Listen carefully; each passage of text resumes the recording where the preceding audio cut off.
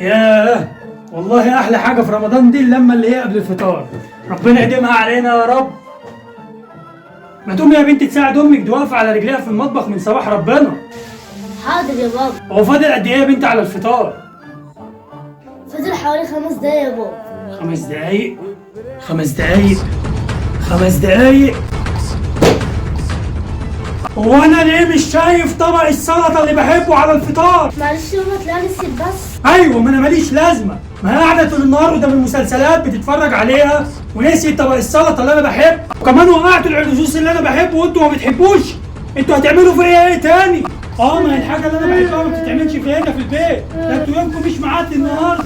روحوا قولي للست هاني من جوه دي تعمل طبق سلطه بسرعه دلوقتي، والا يومها مش معدي. حاضر يا بابا حاضر. الحق يا بابا، ماما قلت لك لم هدومها وتمشي عشان تعرف لها طريق جره. برضه طريق جره يا جدعان؟ هو في ايه طريق جره يا جماعه؟ اللي يعرف طريق جره ده فين يبعت لنا اللوكيشن بتاعه، وبعدين قولي لها الباب يفوت جمل.